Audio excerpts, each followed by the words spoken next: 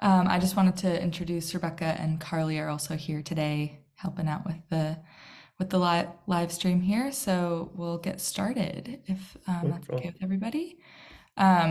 So thank you, Julian, for being here today. I'm just going to give a little background on Pandion to start us off, which we like to do. Yeah. For those who aren't familiar yet with us, since we're pretty new, just got started in September officially, publicly with the nonprofit. And we just received our 501c3 status just like 2 weeks ago. So we're really excited about Yay. that. Yeah, very excited. Congrats. Allows us to do a lot more for people. So it's going to be great. But Pandion Music Foundation is an online platform that helps emerging artists, music creators get in touch and receive information and knowledge from industry professionals and making that access more readily available for everybody.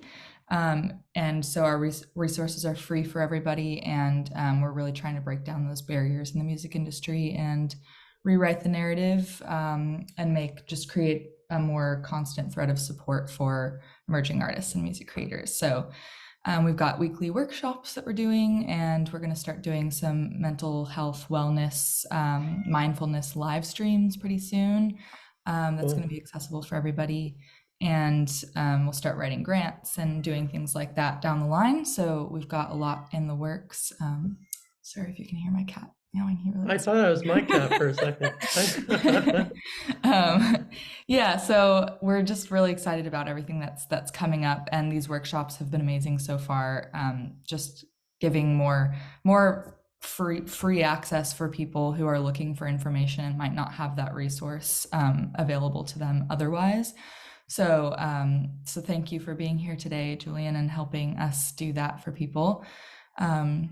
And yeah, sorry, oh my gosh, you might be doing this for a little bit. All good. Hopefully it's Thank not too you. distracting. Yeah, Um, thank you for that intro. And I think what you yeah, guys are doing is amazing.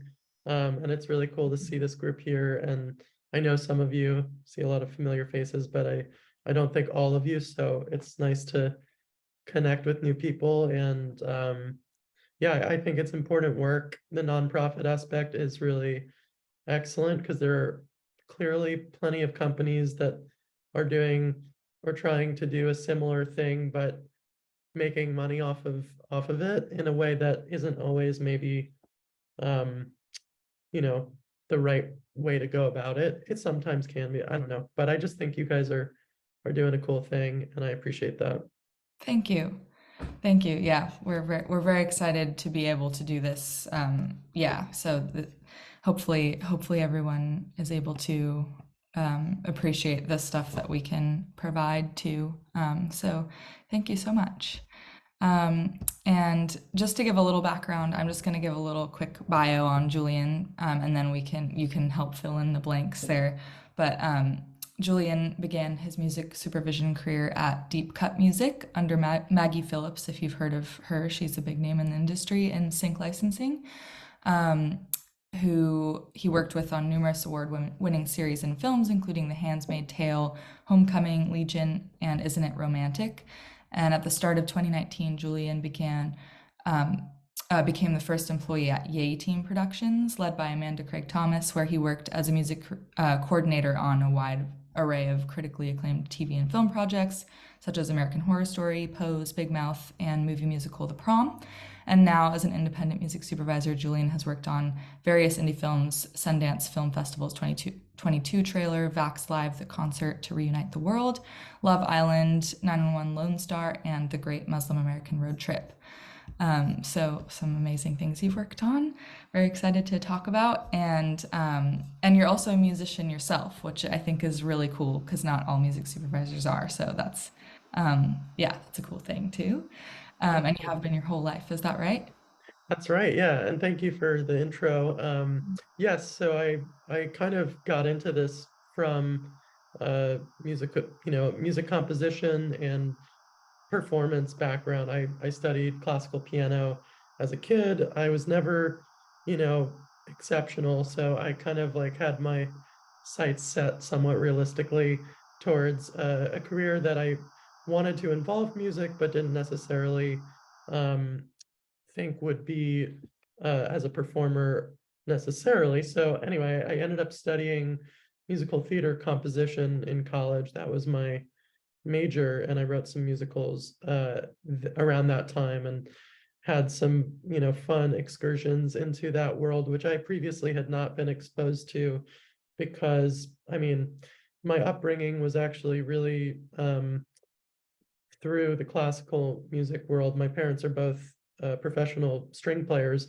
My dad's a violinist and my mom is a cellist, and they are both deeply passionate and knowledgeable about classical music, and I got some of that from them for sure, but I also was gravitating towards pop music, popular music, not necessarily just pop, but I kind of like made room for both of those uh, worlds in my life as a kid, and then I I am a singer, and I sang in various a cappella groups throughout high school and college, which is kind of its own niche world, but did really give me a lot of reps as a performer, because I ended up taking a year off of school with one of my groups when we all toured around the world, and it was an amazing year and experience doing that. So yeah, I guess that's kind of like a Spark Notes summary of my own musical background, and then since then, sort of in tandem with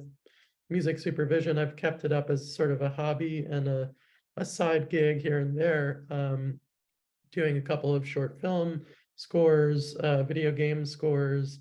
I've written a bunch of songs of my own with and for some pop artists, as well as kind of my own singer-songwriter iterations that I've been very vulnerable about and haven't released much of, but it is happening behind the scenes. So yeah, that's kind of my musical background. And I think it really has helped me as a music supervisor as well, because like you said, Jordan, it's actually not as common as you might think for music supervisors to have a music background, like a performance or composition theory background, which are not requirements for sure. And it's not, necessarily to do the job, but it can be extremely helpful. And I'm sure you can all kind of imagine why. Um, so that kind of gave me an interesting angle to approach the the supervision work from, and like my colleagues that I've worked with and for always kind of had me there to ask certain sort of more technical questions. And I actually really loved being able to flex those muscles in the context of supervision, occasionally at least. And yeah, so whenever I'm meeting with songwriters, creators like yourselves, like I really do try to provide feedback from both a supervisor and a songwriter musician perspective. I mean, those are often aligned, but sometimes it's, a little bit more like kind of a well-rounded critique or feedback, I think, versus just a narrow perspective on how it could work for sync licensing, which is kind of, it can be a specific sound or a specific world that doesn't always kind of fit naturally for everybody. And I don't think that that's the be all end all of, hopefully, that of like what you're creating. So anyway, that's kind of my spiel. Great. Yeah, I imagine that helps a lot with with your own job, and of course being able to give feedback that's more well-rounded too. But yeah, just having that like the two sides, I'm sure is very helpful. It's very Yeah. cool that you have that. Um, yeah, thanks for the extra background. You've got such an interesting background in music, and it was cool reading your bio and hearing that you were involved in like ensemble writing and stuff like that, which is I think a very unique thing. It's Thank very you. cool. Are you working on anything right now currently, in the artist side of things? Yeah, actually. So I mean, previously this past year, I did release very quietly a um, soundtrack album of music I had written for a dance ensemble, kind of a meditation based hour-long piece that a choreographer conceived of, each section kind of dealing with a different meditative practice. So that was really fun for me because I'd never really written ambient or meditative electronic music before. So that's called Charivari. And I still have a couple of ideas for like new releases in that for that project, but we'll see kind of what comes of it. But the thing that I'm working on currently is I don't even have a name for the artist project yet because I don't think I'll use my own name necessarily, but it's a more pop leaning, but kind of like indie pop, synth pop project that I'll be singing on, and hopefully we'll have that out this year. But I'm still finishing up some of the songwriting. Cool. That's exciting. Yeah, Very thank exciting. you.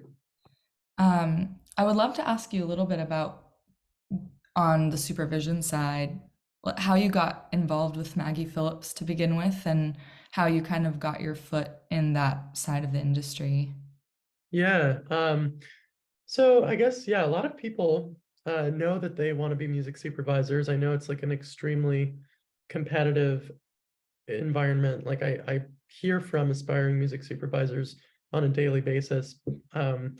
I was not honestly one of those people who dreamed of it forever. I mean, as you could probably guess from my background, like it wasn't the only thing that I was thinking about.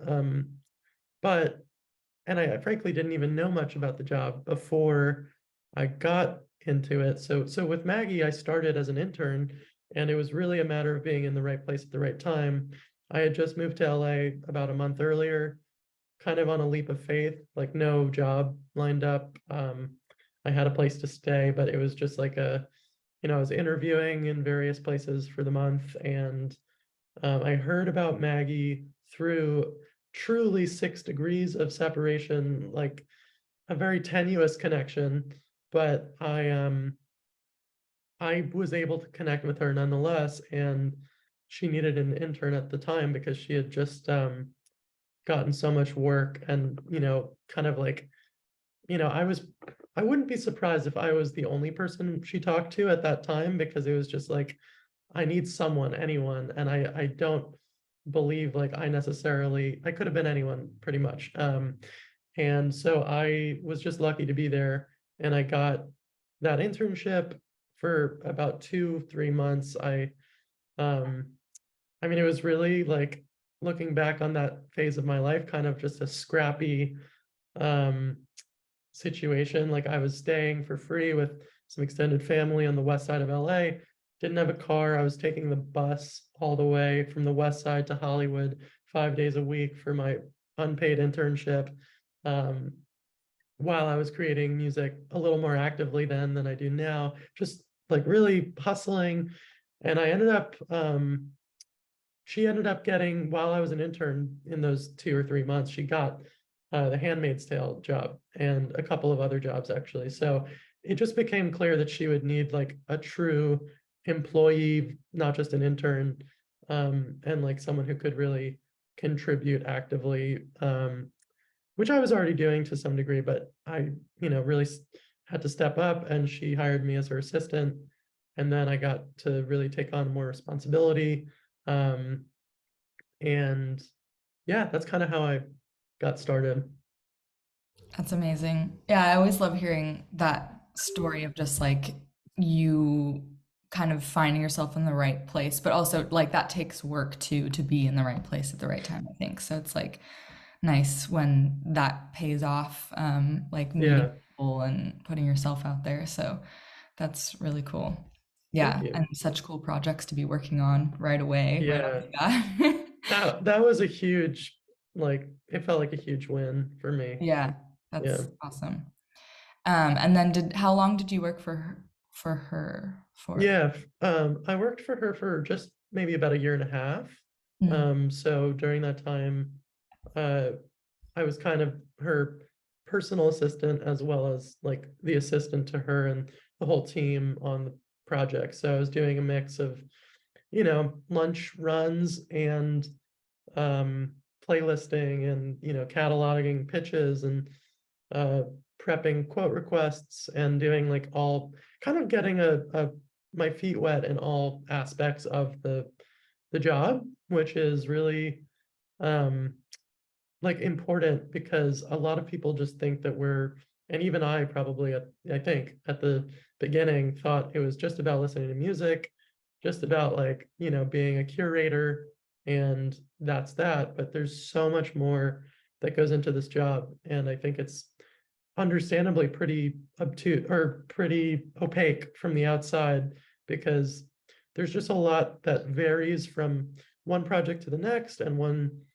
uh, one on camera performance to the next is always a different kind of beast to handle. There's no textbook, there's no exact explanation that you can really find on how this job works. You really just have to do it, and you have to do it on many projects in order to even be a confident music supervisor. And even then, I mean, you're always faced with new situations. So anyway, yes, I kind of got my feet wet on all of those different avenues with the job, and then I ended up meeting Amanda, or actually, I met Amanda the same month that I met Maggie through a similarly sort of like word of mouth, like you know, connection, and I ended up keeping in touch with her. And she was at Neophonic at the time, but she was about to start Yay Team, her own company, and would need a coordinator. And I kind of was outgrowing the assistant role at that point, so I applied to that, and that was a great experience that took me into the next phase of new responsibilities, working with an entirely different music supervisor who does things very differently, different philosophy. And the two of them as mentors, I couldn't have asked for, like, they are the two of maybe 10 or so like elite music supervisors who have done unbelievable work, and their investment in me and everyone on their teams, it's really like incredible. So I have a lot to be grateful for.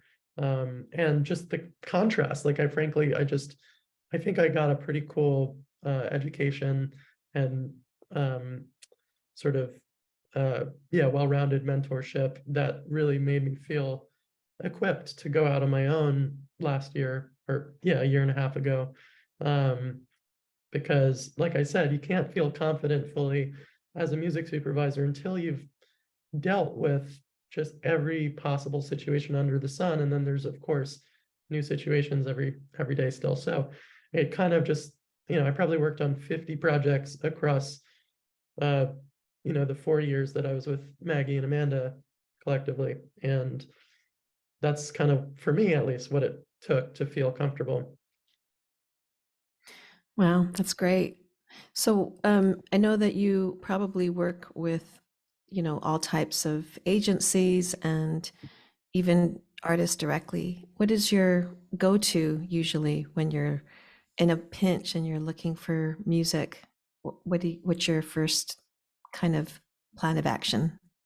Yeah. So when I'm in a pinch, assuming that's kind of like a tight deadline, time-wise, like it depends on, like, the first criteria that I consider is the budget, because that will determine pretty much like what is available to me, like what I can pitch responsibly for the spot, for the project. And I, usually have a good sense of that just from like the overall budget of the project, from how important this particular scene is, etc. And so once I have that understanding, it allows me to know, like, who can I reach out to? Like, if it's a small number, I'm probably not going to get, it's going to be a hassle to get something from a major company, because even if they are willing to be flexible in certain cases, I'm not going to put myself on the line as a music supervisor, pitch something I don't feel confident will clear for that number, especially if it's a tight deadline. Like, I'm not going to be able to call all the people I'd need to call to make sure of that.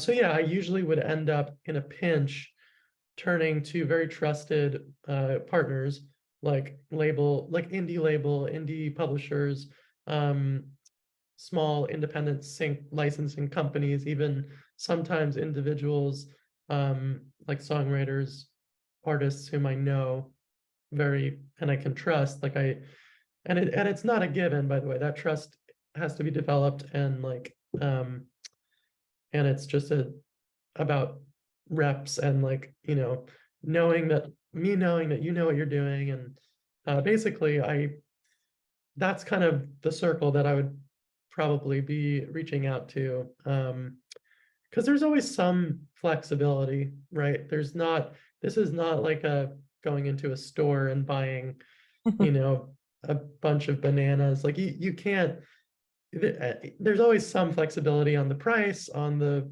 rights, on this is a scene that it's a montage and it's like the full song is being used versus like deep background for 30 seconds in a coffee shop. There are so many parameters that end up influencing like what is a fair price for a song.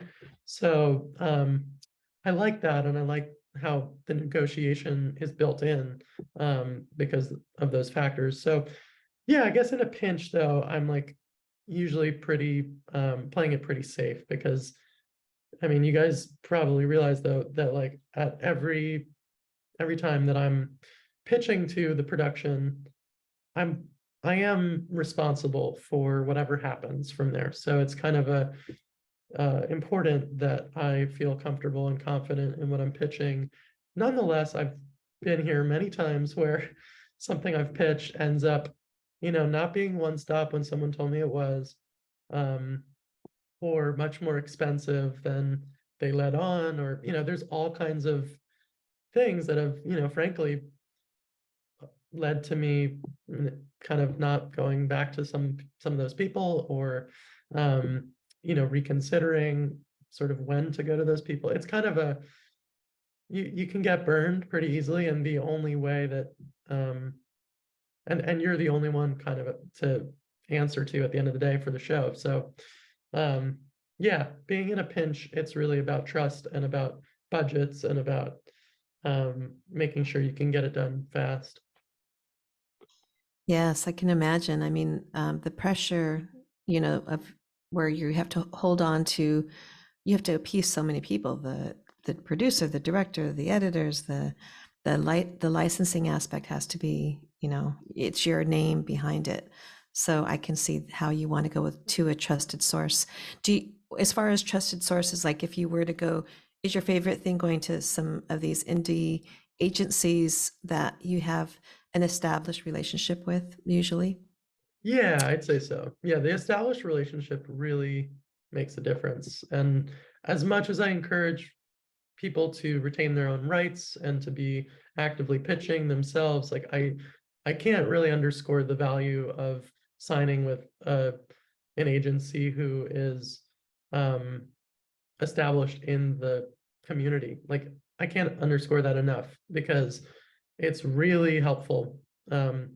Not just from me, like there's so many music supervisors who are hitting these companies up daily.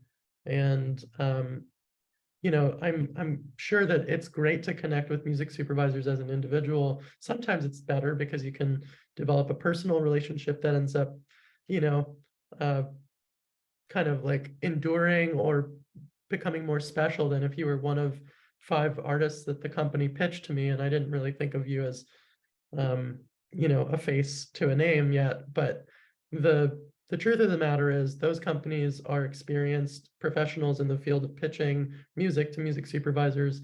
They know exactly what, for more or less, they usually know exactly what specs we like, what the professional parameters are. And it's really helpful to learn those things as well, because if you're in a non-exclusive arrangement, then you could also be pitching your own music, or you could even be pitching if you're in an exclusive arrangement, and then just direct the supervisor when it comes time to clear the song to the agency, or whatever the case may be. So it's important to know these things, but I also don't want to discourage you from seeking representation, because I think that that would be helpful overall for most artists. And actually, I would recommend, if you haven't read Amanda's book, Amanda Creek Thomas, who we're speaking about, she wrote a book, Thinking in Sync, that kind of speaks to all of these points. It's really geared towards people pitching music, how to do that properly to music supervisors. Ah, that sounds like a great book, like a Yeah, little mini Bible. How kind is of, it? yeah. How is it? So then, like the process. So I know that people in this room, in this Zoom room right now, like to try to pitch directly to music supervisors and agencies. So what would be your like what advice would you give to people in the room that would help them stand out or give them an opportunity to connect with someone like you or someone in your field? What qualities how would they go about it? Sure, yeah. So I think that being organized in how you deliver your pitch is really important. Like being mindful of the presentational aspect of it. It's not like, attaching MP3s to an email saying, "Dear music supervisor," not doing any kind of personal touch. There are things that may seem obvious, but I do get a lot of emails like that. And so being organized in how you present your material, including, having all of your metadata very well put together, meaning most importantly, where can I find you if I want to use this song? Is it one stop? If not, do you have all of the co-publishers or master owners listed and their contact? Other keywords being included in the metadata will help your music come up in searches from my end. Things like tempo, mood, words, things like that. And just being like mindful of our time and our, not following up weekly or monthly even. It's just, it's really hard as someone who I feel very guilty about just not responding to people, but it's like kind of unavoidable because there's the inundation of outreach is at a point where it's almost easier to sort of shut out a lot of it at once, because there's just no possible way that I could address everyone. And I feel bad saying so, because it's hard as someone who hates being on the other side of that. But it's true that you just have to be gracious and like not. I've gotten some like angry follow-ups being like, "I see you haven't clicked my link." Like, it's really kind of unbelievable that people feel like they don't really have an awareness of how many fish are in the sea and what is kind of happening in this ecosystem. So I guess just being kind and mindful and like using common sense, frankly, and also having great music is really like your best asset, obviously. Like, no matter how good your metadata looks, if it's not a good song, it's just not going to do anything. And I think people mainly if I had to make one overarching comment on a lot of music I hear from independent songwriters and artists, is that the production just needs to be at the same level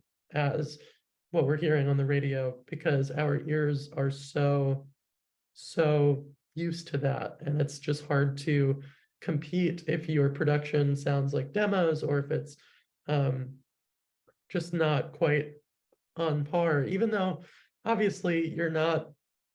Well, you may be, but if you're not on the radio, or if you're not on the top 40, like, it makes sense. And it obviously there are price discrepancies for what we would pay depending on those factors. But nonetheless, like, in order to compete, you have to be at that level. So production is consistently the thing that I find is usually at a lower, immediately I hear that it's like sometimes at a lower level. And that that's kind of an instant like skip, you know what I mean? Because I'm interested in hearing well-written songs, but if they're not well produced, it's just not gonna work for a film or TV production. Right. So like, and then there's the competition amongst the supervisors, correct? Like, I mean, usually if I think I might have heard this and maybe you can enlighten us. When you're working with a studio or editors or producers or directors, do they usually give the assignment to a few supervisors or is it like directly to you? It sounds Yeah, like a few. it can be a few if it's a team of people, but usually like the project as a whole is entrusted to one supervisor or one supervising team. So I've worked on various teams, and like having more than one supervisor on a project is immensely helpful, usually because it's like a ton of work. But yeah, no, usually we're not like dividing up, but like usually we're not given like one episode of a series to supervise. Just it's kind of like the continuity of a project is a big consideration. Right. So I saw that. Well, so we had we've had a couple of music supervisors already give workshops, and one of them, her name is Margaret Yen. Yeah, Yeah, you know her, right? I do. Yeah, I've So worked with her. did you? Yeah, that's what she said. So you worked with what? Can you tell us what project you worked with her on? Of course, yeah, that was The Prom, which is it was a movie musical on Netflix, came out like Christmas time 2020. It was an amazing cast, like Meryl Streep, James Corden, Keegan-Michael Key, Nicole Kidman, Andrew Rannells. I mean, the list really went on beyond there too. Like it was just kind of a dream as a musical theater student to be able to work as a music supervisor on a musical. Um, it had been on Broadway prior to that. This was an adaptation, and it was really well done. And I got to be in the studio with some of those people and on set as well. So Margaret at the time was at Netflix. I don't think she is anymore. No, they're Um, she's doing docs now, stock series. oh, cool. Musicians, yeah. That's Like so awesome. like they'll do one on, you know, uh, like somebody who's already made it and they're telling their life story, and so Oh, that's cool. she's really interested in that. Like somebody still alive usually, like Madonna That's or something. awesome. Not that Very I'm cool. saying Madonna, but yeah. But Yeah. yeah, But yeah. yeah, So it's exciting. So I think that like it's just we're just so happy to and honored to have you with us. And we have a surprise that we'll announce at the end after our questions, but for our group. And so please stick around. This is really going to be amazing for all of you that showed up today. But I would like Jordan or Carly, if you have any more questions before we go on to asking questions from the group here. I have a question. Hi, Julian. Um, hi.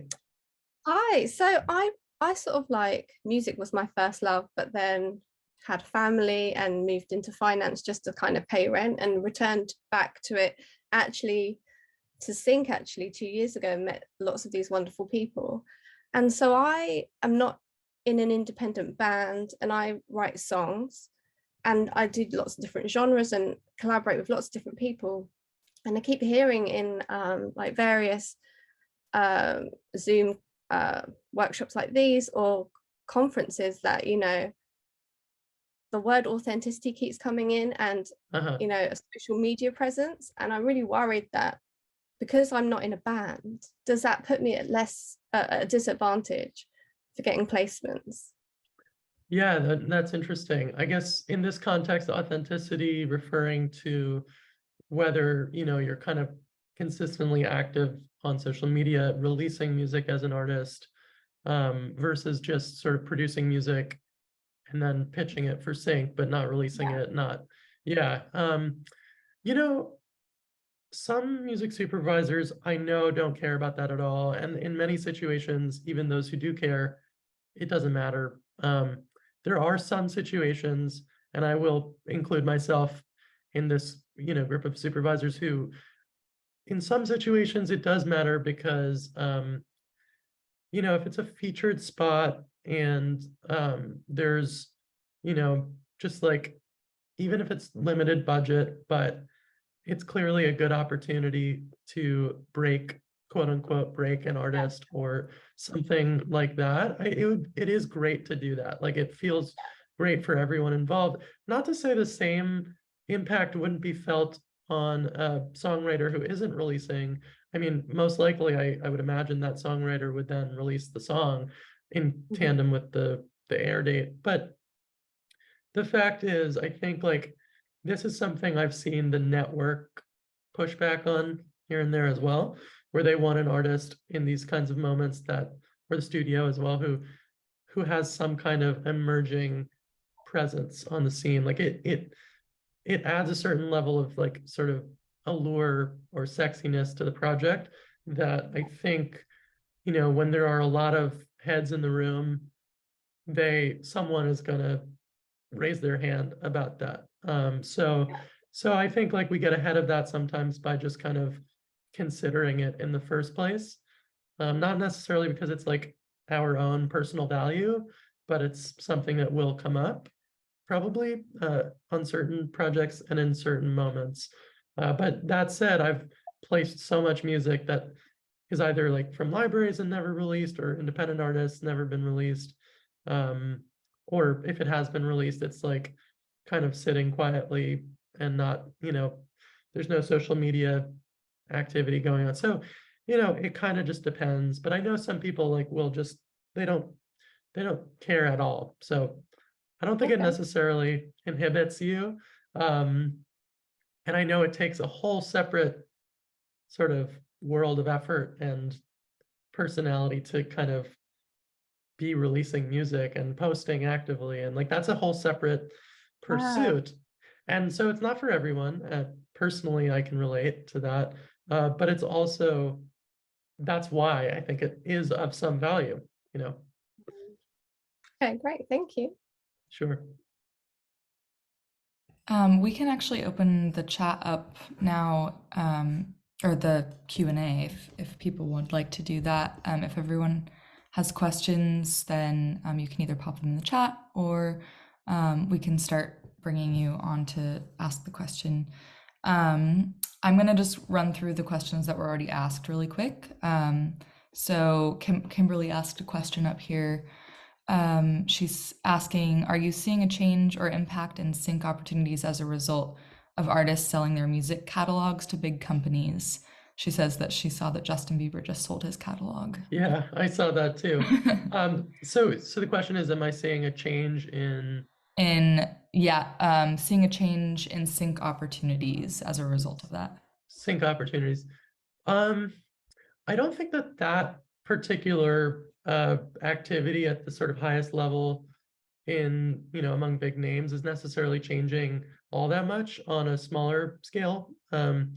It makes potentially clearing and paying for those songs a little bit more expensive or challenging.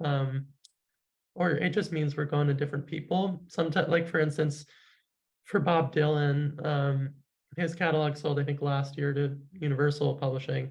And previously, you would just clear his publishing with his manager directly, who was a very easygoing guy. And now there's just much more red tape because it's with a major publishing company. So in certain cases, yeah, the opportunities for those artists might be changing a little bit, but they don't, you know, need it necessarily as much. So yeah, I wouldn't say like the news of a big catalog sale will affect independent artists, really, as far as I can think of. Interesting. Yeah, that's an interesting thing to keep an eye on, maybe if that starts to affect it in some way. Sam Knack is asking about Disco, and if you use Disco, if you search on Disco, and if not Disco, where do you start the searches? Yeah, excuse me, I do use Disco. I really love it. I would recommend it highly to anyone who's looking for a place to store and pitch their music. It really is like the only platform that well, no, there are others that are being developed that are great, I can tell, but I think disco is kind of the furthest along as far as platforms specifically designed for this purpose, for music supervisors and for people pitching to music supervisors. It's as opposed to something like Dropbox, which is obviously pre-existing and serves numerous functions beyond that. But yeah, I do search within Disco. Like supervisors have supervisor plans on Disco, which are more affordable than like artist plans and allow for a lot more storage. So what that means is that I can bring in like almost infinite number of tracks without it becoming a problem for my account. And then when I do, I have a huge catalog of music to search through. So I do search through my own Disco inbox a lot. I have not made great use of Disco's more recent library feature, which, as far as I can tell, I've talked with people I'm friendly with people who work at Disco and as well as other supervisors. It's not something that is really catching on to the extent that they were hoping. But basically, it's like a public-facing library to search through for supervisors to find what they're looking for on their own, for songwriters, companies as well to upload their own catalog and make it public, and not just like quote unquote library music, but anyone's music can have its own library on this platform. And it's a great idea in theory, but I think for the reasons that we were discussing earlier about being in a pinch, you know, you just don't necessarily know who's on the other side of that, and it's not as much of a slam dunk in those situations. And those would be the situations where I would start looking through that library anyway, versus if I had more time and, you know, to go about it a little bit more deliberately, I might not need to do it on my own, because I do rely on people pitching to me in many cases. So yeah, I guess I do use Disco. I don't use it to its full extent that I know it could offer, but I think I would recommend it nonetheless to anyone. Great to know. Such a good organizational place for, I guess, both sides of the industry as an artist and as a supervisor. It's nice to have Totally. that. Brad, I'm gonna bring you on if you'd like. Oh yeah, there we are, unmuted. Oh. Congratulations again, Richard, and thank you for joining us, to be sure. Yeah, my question was, can you hear me all? Yeah. Yes. Oh, fantastic. Just what are some of the 2023 new sync trends for music placements that you hearing from your seat and the work that you're doing, whether there are genres that you're leaning more towards, or some of the production values leaning more towards authentic music, just stuff that would grab you that you haven't seen, that excites you, that you might not have seen earlier. Yeah. I mean, we're so early in this year, and even if we weren't, it's hard to pinpoint like what exactly is happening at this time, because it's really project dependent. I mean, yeah, there are some general trends that you could point to from the recent past of like, you know, swagger rock in like reality music, reality TV, or sports, kind of like certain genres have their sounds that might be trending in different years or different eras. But from my end, like especially on the film and TV side, scripted mostly, it really just is like a case by case thing. And the only trends that I could point to are that we need, as I said, really well produced music, whatever that genre or style may be. So personally, you know, like I've seen a need recently for Afrobeat music. I've seen a lot of needs for, you know, just kind of indie rock that has a lot of attitude, lo-fi R&B and hip hop. You know, I really am working with all kinds of music all the time. It's really not kind of as specific as you might expect. It's kind of a very broad spectrum, which is what makes the job really fun. I would kind of personally get a little tired of working in a realm like maybe like sports, where I think there's kind of a well-defined formula that's harder to break out of. So yeah. Great. Thank you for that. Stephanie, I will ask you to unmute. Stephanie's there. Maybe. Yeah. Oh, Can hello. you hear me? Yes. Hi, Yes. I'm so sorry. I'm in Costco. So Oh. it's really loud. Oh my gosh, that's amazing. That is why. Julian, so this kind of piggybacks on the first question a little bit, but I'm kind of like you, like I have a background in opera, musical theater, jazz. So basically I like to dabble in like a lot of different genres.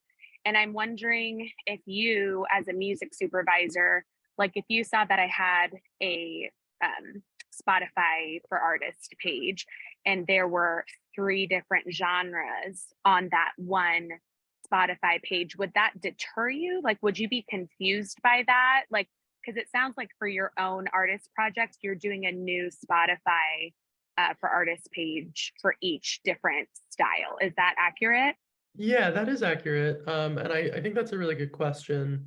It wouldn't deter me on like a deliberate conscious level, if that makes sense. Like I take no personal issue with going about it that way.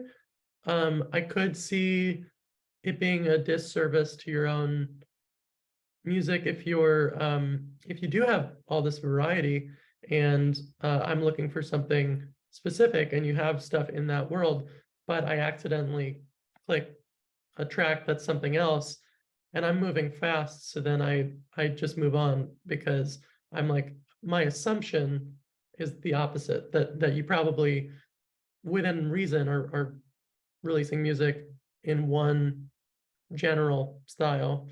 So I think you can pretty much bank on that being that's true for most artists, right? Like they certainly develop and grow and might try different things, but like for the most part, they're releasing their own music as like their sound.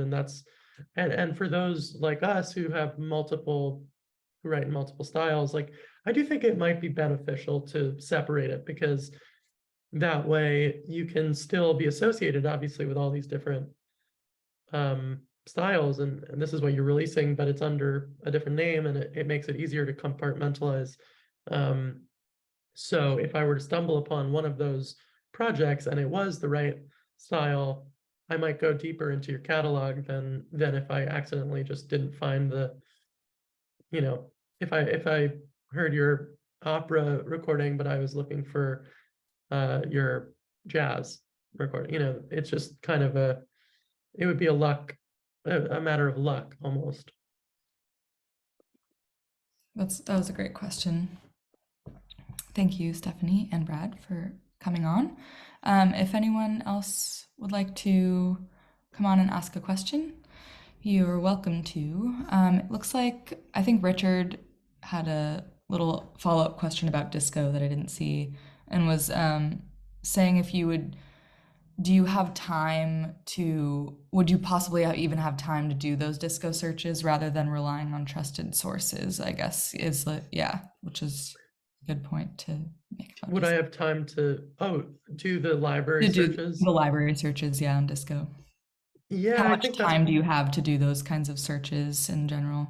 not as much, because I mean, even to do it on like a literal library, one library takes a certain amount of time. So if I'm doing that because I'm in a pinch, then I think this is why the disco libraries don't work as well, is because it's like an overwhelming number of people and companies who are on there. And I don't think that supervisors find that very comforting or appealing for that reason. So yeah, I think realistically, I probably, that's one of the reasons I've been less attracted to it. Mm-hmm. Makes sense. Kimberly has a question. Hi, thanks again so much, Julian, for giving us this time and Pandion music. My question is, with the pandemic, we saw things move online. And for somebody like me who lives in the middle of nowhere in Northern Ontario, Canada, Nice. I can't get to LA to take meetings, on a regular basis at all. But For sure. so it's been such a treat. Actually, the gift for me from the pandemic is the fact that I've been able to be a part of this more than I would have previously, where you had to actually be there. So what do you see happening, Julian? Are we moving back to the pre-pandemic, where it's more people located in, I got to move to LA like you did? Or what do you see Yeah. happening? No, it's a very good question. And I think it does vary a little bit depending on what specific sector you're in, or like, but I think the general answer that I can provide, from what I can tell, is that the pandemic did create this accessibility that did not exist previously, from Zooms, from workshops like this, and so clearly these things are still happening. So even though we're back to in-person meetings here and there, like there are certain categories even of meetings that I used to do in person that I only do online now, even though, I mean, obviously we're still in the pandemic, but it's like we've reached a new phase of it. But I think some things are just never going to go back to that level of in-person commitment. Some are, obviously, like as a songwriter, writing in person with other songwriters must be a much more doable process and enjoyable process even than writing on Zoom and exchanging emails with bounces. And, like, I think that process is probably much more viable in person, but networking, I'm sure, is still alive and well on phone calls, Zooms, and like working remotely, even like a job full time, is still possible in some companies remotely. Some music companies, I know people who are still completely remote, that would have had to be going into the office 5 days a week previously. So I think it kind of just depends. Yeah, that's a good question. I guess we'll kind of have to just see what happens with a lot of that too. And it's like it is a little bit interesting to see how things have been shifting back in some areas and not back in other areas. So yeah, hopefully the access is still there for people, because we have gotten used to this new way of doing things. Yeah. Thank you for everyone's questions, and we're already at the end of our time, which I feel like I say this every week. I'm like, oh, I wish we could talk more. It's like such a short time when it comes down to it. But yeah, thank you again for being here, Julian. And we wanted to just let everybody know of a new thing we're going to be starting. So we're going to, speaking of disco, we're going to start creating playlists on a Pandion Music Foundation disco page.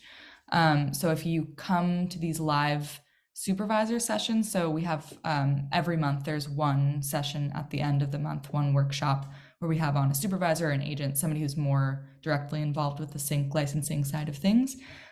So if you come to that workshop in person, you'll get a link for a submission to this playlist that we're going to start separate playlists for each workshop in our library. So it will be a library for Pandion Music Foundation, and we'll let the supervisor know that it's there. So there's no guarantee, of course, that your song would be used or would be saved by the supervisor, but it'll be there, and it'll be kind of like, here's a little the group that was there today during your session, here's their music if you want access to it. So that's going to start. We don't have the submission page yet for you guys, but this is the official starting session. So all of you who are here today will have access to this first playlist, which is exciting. So congratulations on being the first for that.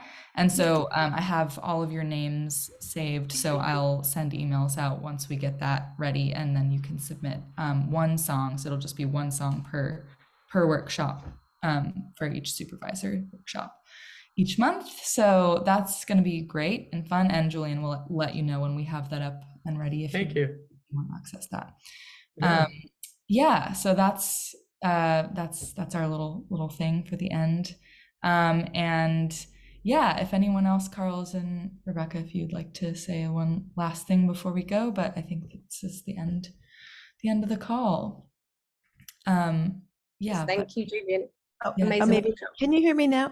Sorry. Yes. oh yeah. Okay, so we just want to make sure that the songs you submit are radio ready, like Julian said, and so that we want to make their job really easy. And also, we are not pitching your music. It's just going to be available for the supervisor or the agency that did that end of the month workshop. So it's really, really fair and balanced way we're doing it. Right. Oh, actually, Sam, that's a great question. I guess this would be a good thing to know for people. Are you looking for anything specifically right now in the music area? Yeah. For people to be aware of if they submit? Yeah, no, definitely good question.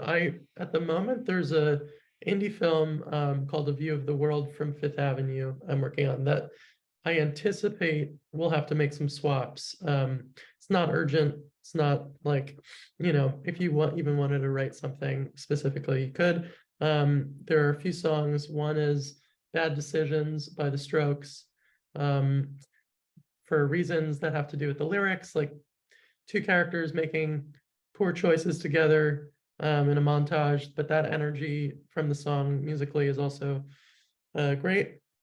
Strange by Celeste is for the end credits, which is a gorgeous song that speaks to kind of the fleeting nature of relationships.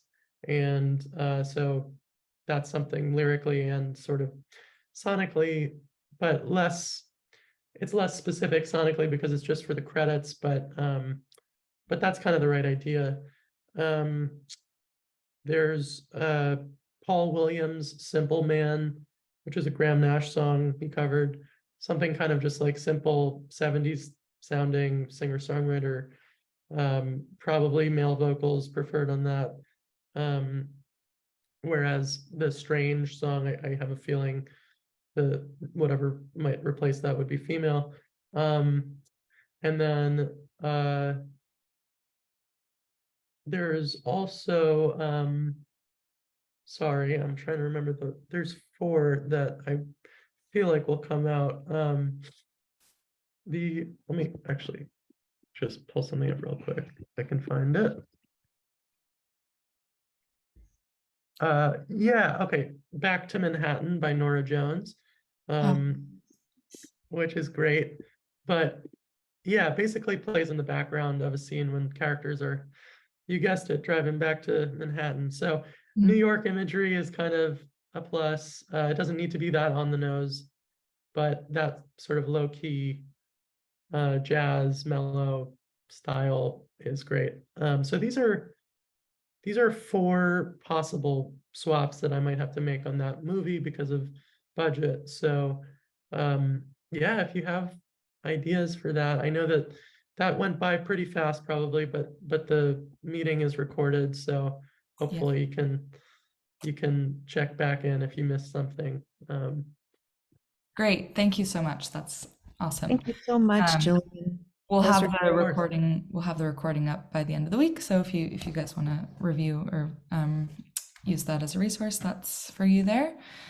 Thank you so much, Julian. This was wonderful getting to talk to you. Really my pleasure. Thank you. Thank you all for having me and for being here. It's really cool to see so many of you and some familiar faces and some new faces. Really appreciate you coming. Thanks so much. Thank you, Julian. Thank you, everyone. Have a good rest of your day. Have a good one. Bye-bye. Bye. Bye.